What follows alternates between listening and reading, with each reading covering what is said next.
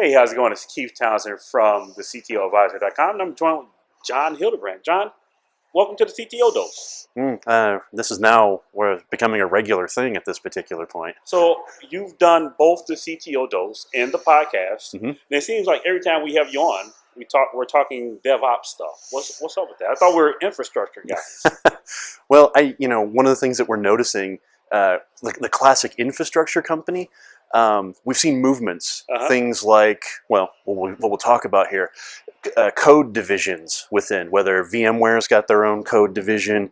You talk about some of the developer connections that NetApp has been doing over the last couple of years, and getting to the point that we're going to talk about here, EMC code to now what, I forget what the full name was going to be. I still remember it as EMC code. Right. I think it was like the code team, or I think it went from EMC code to Dell EMC code to now the code team. Well, and now to dissolved. To now dissolved, which is the conversation.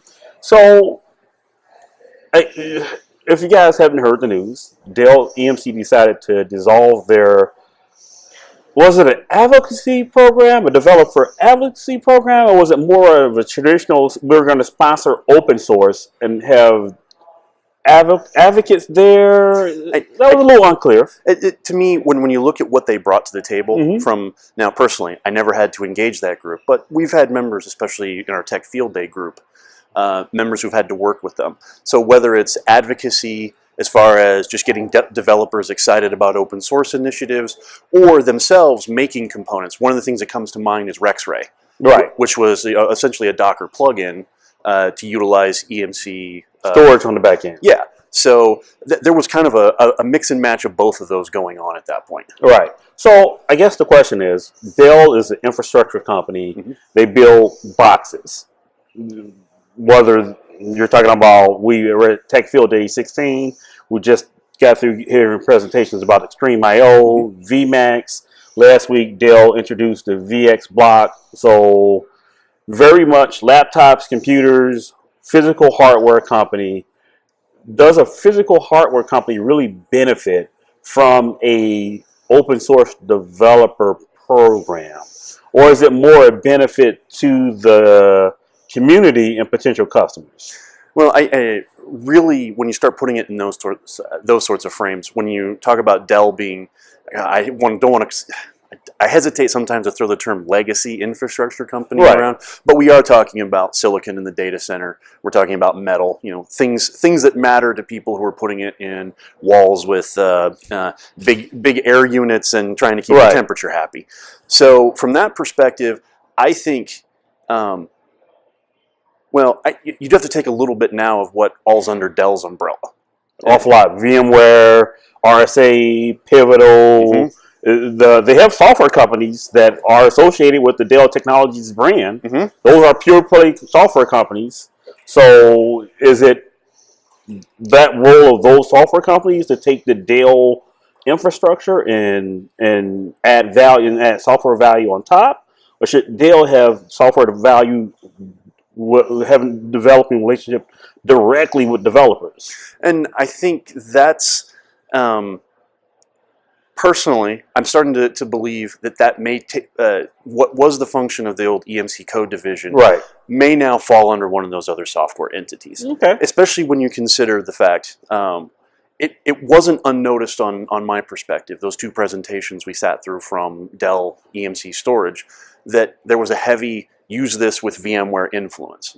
So if you take that in mind, now you're focusing more of the interaction layer with that hardware, less at a direct hardware interaction and with the hypervisor. Now you take then what, say, Pivotal brings to the table by working on top of the hypervisor. Now they may focus developer relations more at the Pivotal Cloud Foundry layer than at a PowerEdge server or a VMAX. And that makes sense. Direct consumption of infrastructure and technology happens at that Pivotal level. The Dell EMC code was more of what you deal with, which is Dell DevOps, automation of the infrastructure, integration of the infrastructure with new technologies. So maybe that is more of a Pivotal type of role. I still think that there's opportunity. I know you said Cisco has a really great program in helping you understand the UCS and the ability to automate UCS and all of that. Mm-hmm. Well, and the same sort of thing, if you want to go a little bit to one of the competitors in the storage space, NetApp is kind of doing that same thing. Josh Atwell is a big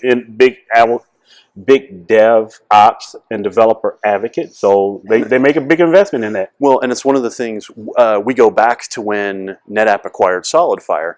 One of the things that I had no realization about was how much NetApp was already doing in the open source community before they acquired NetApp. Right. Or before they acquired SolidFire. So they just added more of that segment into the open source initiative and now have essentially two different heads to kind of go after that. A previous tech field day in Boston that I went to, we kind of got a combined effort. This is what we're doing for the Kubernetes community. This is what we're doing for the Docker community. This is what we're doing for OpenStack, things like Trident and those sorts of things. So we're seeing, and I think that's resonating with that particular community over there. It's just when you go back to the Dell example, it may just be that maybe they see it in that realm of, we'll let Pivotal take this, and we kind of got redundant developer advocacy groups when we're still kind of working our entire ecosystem. Yeah, they're still Dell Technologies overall still making the investment. So, John, if people want to find out more about you and what you're doing, how can they reach you socially? Do you blog? Yeah, almost one of the requirements for the tech field day thing is every once in a while I do have to put words into paragraphs, sentences, then sentences into paragraphs. But I can be found primarily on Twitter at SnoopJ123. However, with your influence to some degree, I'm starting to do a little more postings to LinkedIn at the same time. So just do a search for my name, Jon Hildebrand, if you want to connect on that, and we can get together and chat about DevOps-y things. And of course, if you want to find me on YouTube, The CTO Advisor, you can search for The CTO Advisor on YouTube, at CTO Advisor on Twitter, and of course, the website, thectoadvisor.com, where you can also find the podcast. Until then, talk to you next CTO Dose.